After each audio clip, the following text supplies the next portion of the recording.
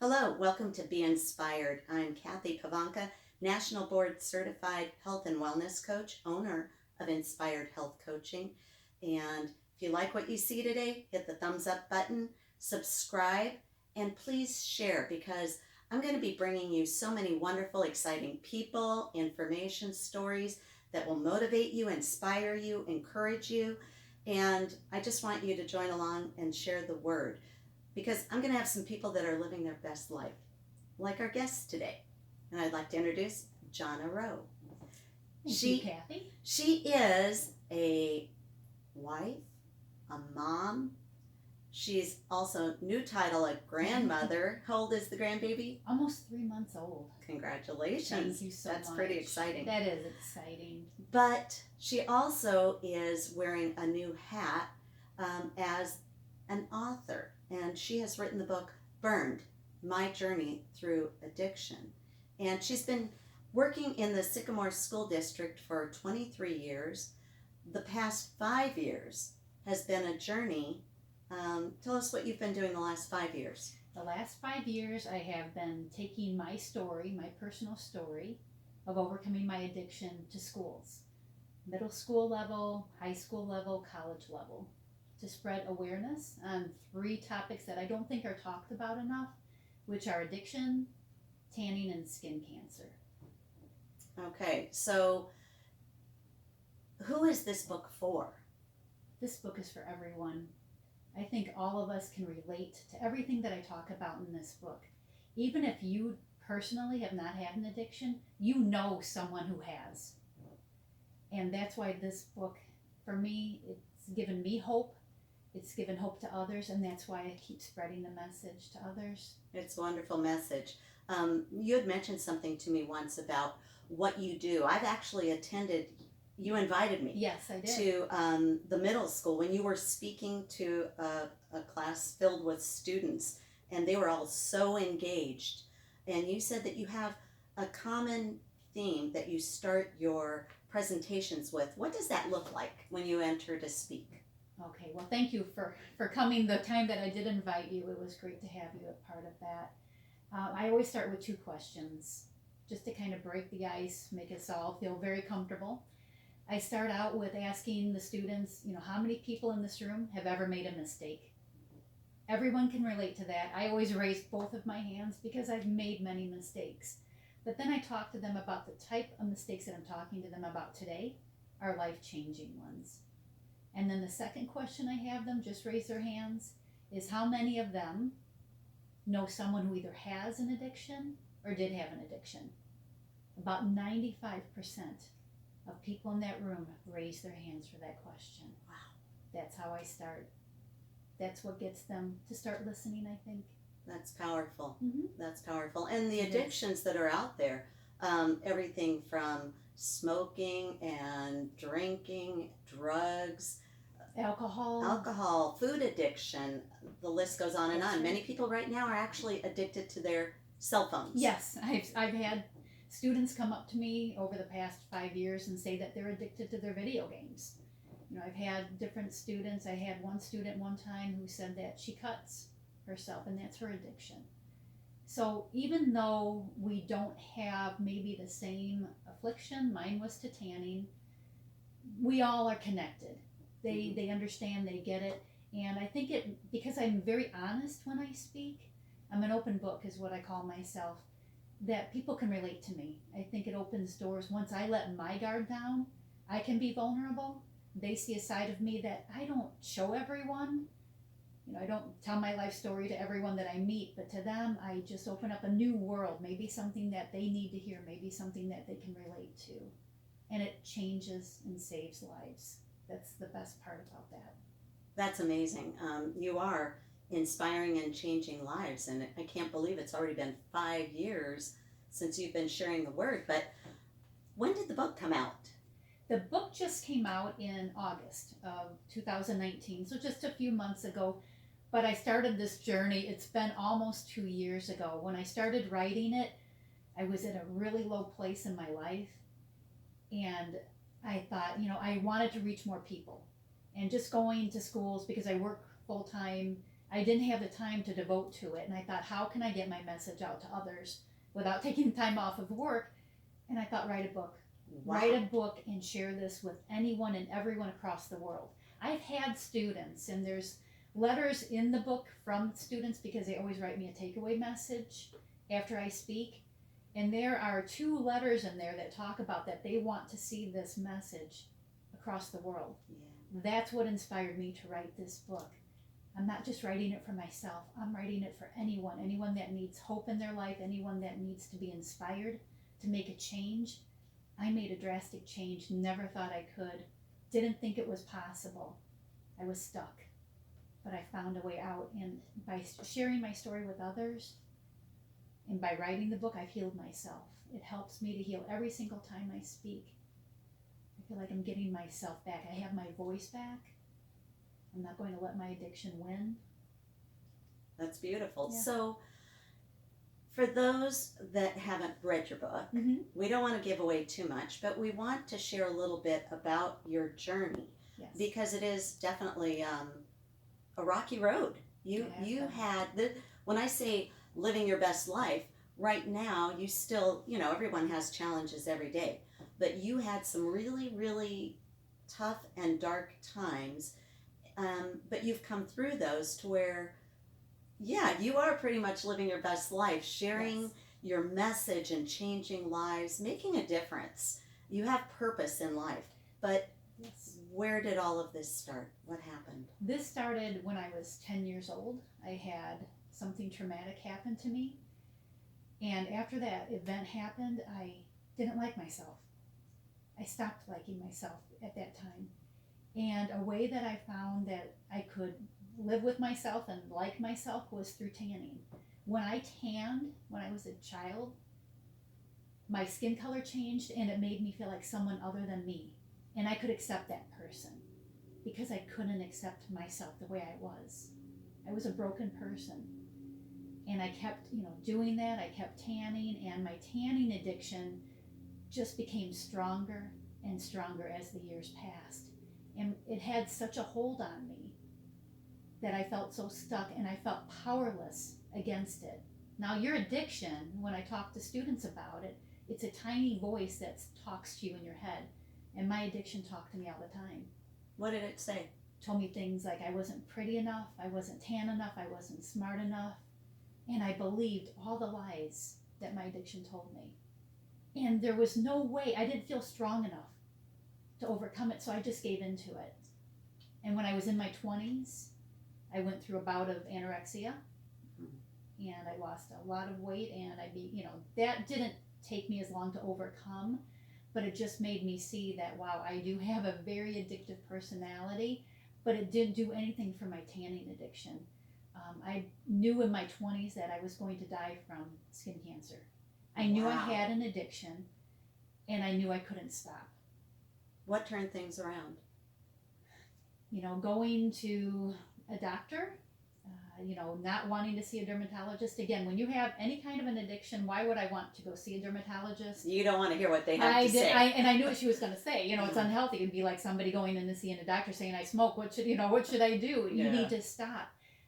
But you didn't want to hear that message. I didn't want to hear that. So I went to every other kind of doctor. I went to surgeons. I went to other doctors because I had had 2 surgeries, and they both came back basal cell carcinoma, on my upper thigh and behind my knee. And I had already had one on my back. And so I started to, realize that my skin had problems.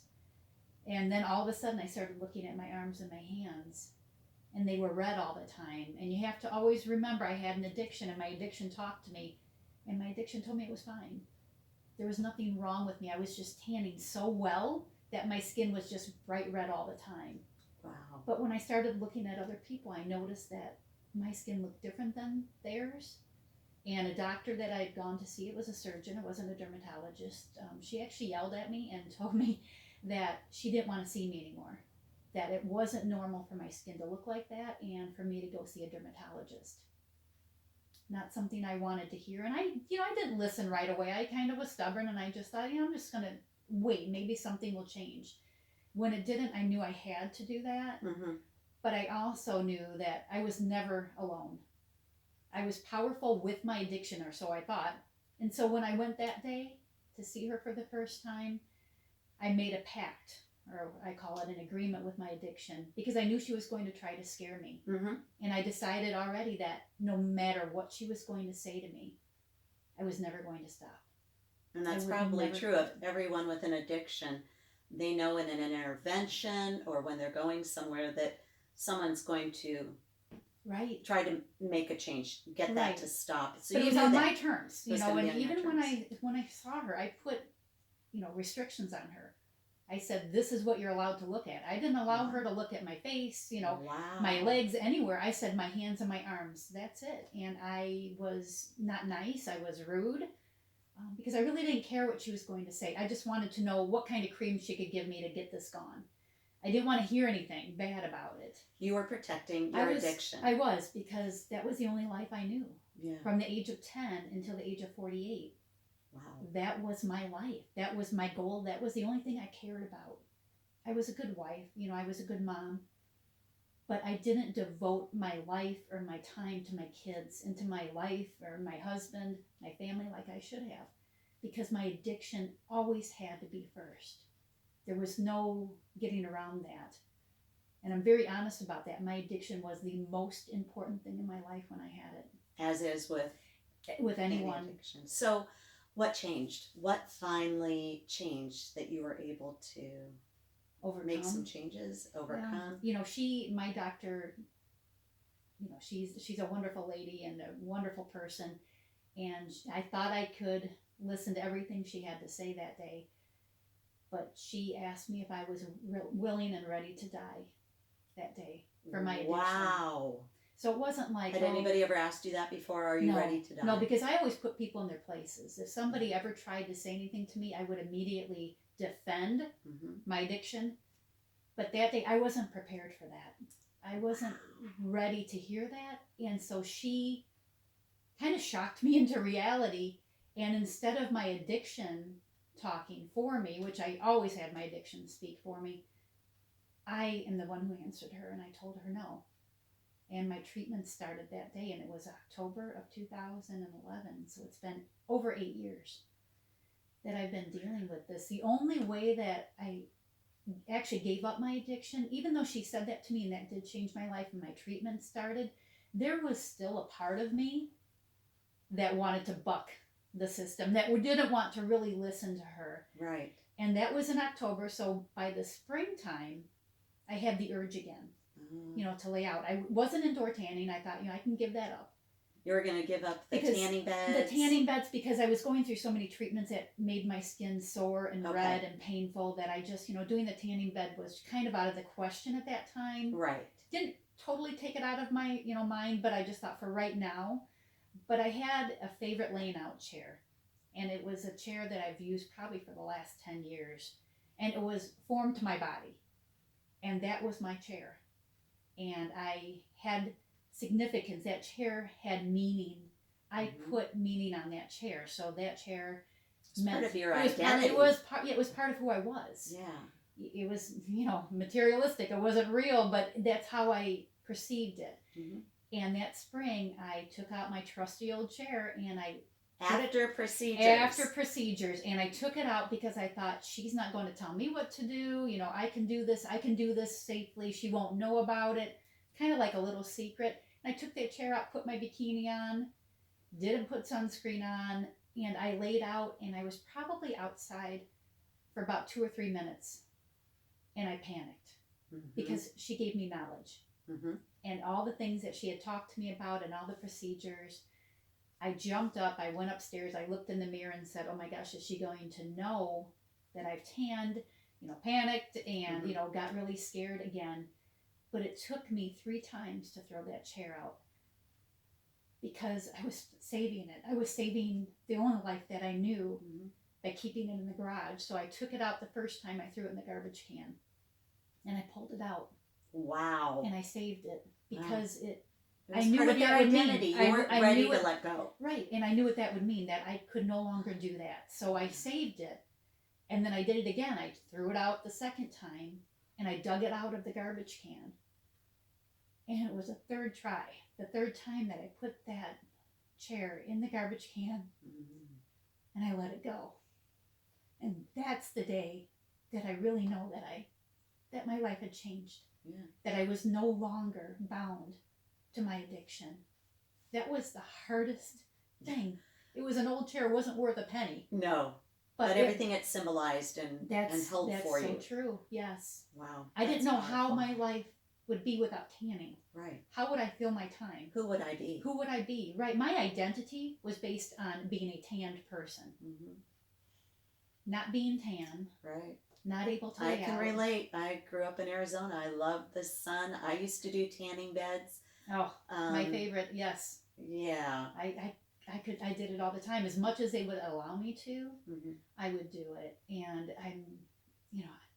I'm so grateful that I was able to throw that chair away, because if I would still hold on to that, I truly wouldn't be addiction free, because that symbolized exactly what you said, my old life. Yeah. I had to choose a new life. I had no idea what that path would look like. I had no idea. That was scary. Giving up an addiction is scary, but it's been empowering. It has been very empowering. Sharing it with good friends like you. I remember talking to you, and Cathy's the one who gave me the suggestion to take my pain and use it for purpose, and to share my story with others so they don't have to learn from the same mistakes. And that was powerful. I didn't jump on it right away, because I was in my own little pity party, and I was going through a bout of depression, a lot of depression during that time, because I didn't know who I was. I now know who I am. You do, and you are making such an impact on the community and reaching even farther beyond. So tell us a little bit about what the students that you speak with are getting out of this. What kind of response? What did you first expect, and what has been the response? That's a great question. My first response when I talked to the first teacher, and she took a while to get back to me, and she said yes. I thought, well, now what am I going to do? I've already asked her. I didn't have anything planned, because I really didn't think she would go for it. Yeah. It's evolved over the last 5 years. I just didn't understand, and I was really afraid that they would look at me and I would be judged. And I was embarrassed and I was ashamed. The treatments that I go through, it's not something that I can hide. I work at a school, and sometimes I have sores on my hands, on my arms, on my legs, so I usually try to cover up. But I was really afraid of being perceived as, someone who made, horrible mistakes, and what are they doing trying to come talk to us? But instead, I was received with open arms. That's beautiful. I'm still amazed at the responses that I get from students. Take us back to that very first speaking engagement. What happened when you were done? Oh, that is the best high that you can ever, living your best life high. It was just something that you can't even put into words. It's so hard for me to. I felt free. I felt empowered. I felt like I finally, that I could look at myself and I mattered, and I can make a difference, and I can change lives, and my story does have a meaning. And even though, and I talk to students all the time, I can't save myself. What I've done to my skin, I can't change, but I can help you change your life. You don't have to make the same mistakes. That's why I go there. I go there to heal myself, because it feels so good to be able to take down that wall. Be vulnerable. And it's hard to be vulnerable. And be honest and open. Authentic. Once you're honest and open with anyone, the response you get, they're going to be the same back at you. Absolutely. We need more of that. We do. I've had students, bawl. I've had students had to leave the room because, they're crying. And, and I don't change my story anymore. What I say is exactly the same to middle school, high school, college level. I maybe add a little bit more depending on my time, but I don't change the story. I don't change the pictures. I keep the story the same. Why? It's because it works. I've seen that it works. It changes lives. I'm not changing one thing. That's amazing. I wish we had time to read all the stories in here, the things that the students have written for you, what they got out of this, but I just encourage people to get the book Yes, And please. but I do want you to share. You have a recent one. I do. That was written to you. Yes. Earlier this week. So if you could share that. Oh, I would love to. I spoke at a middle school, so it's to 8th grade health class students is who I spoke to this past Monday. And it says, personally, I've had many addicts in my life. It's hurt me to see it be that way, but it's their life and I can't change them. It gives me hope to see her change and just hope the same for my loved ones. I have seen my loved ones die because of their addiction, but I'm so proud that when she was faced with a life-threatening disease, she chose to fight, not give up. That's truly amazing. So thank you, Mrs. Roe, for sharing your story and giving me hope again. That's beautiful. That sums it. That's that just, sums it all gives up. me, And that's goosebumps. one letter. That's just one. They go on one. and on. And the story is of hope.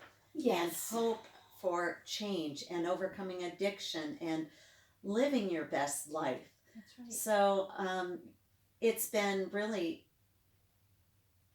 it's just humbling to be part of your journey and to watch you go through this and grow through this. It's really been amazing because you're out doing public speaking, not just to students. Now you're promoting your book, and you have an upcoming gig on a radio station. I am. Tell us about pretty that. Exciting. It's on WDKB, which is 94.9 FM. On Thursday, November 21st, I am going to be the guest DJ How on cool that is that? station from 8:15 in the morning to 8:30 in the morning.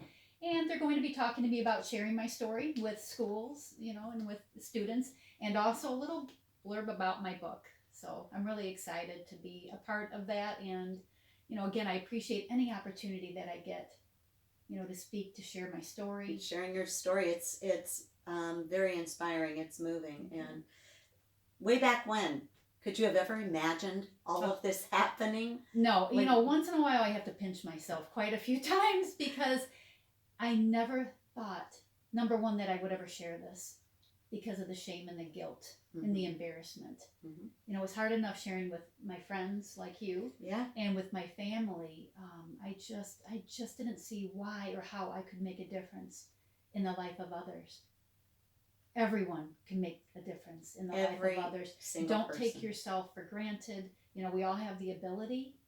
Find your passion. This is now my passion, speaking, spreading my story of hope, my message to others, changing, saving lives. It takes a village. I'm just part of that village.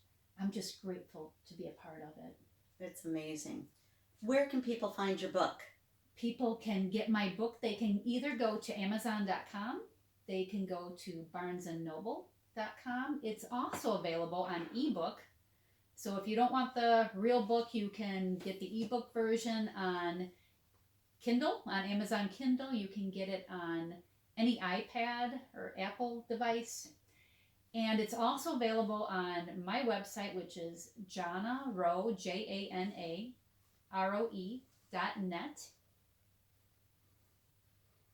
And we will link it below if you would like a way to be able to purchase the book the easier way.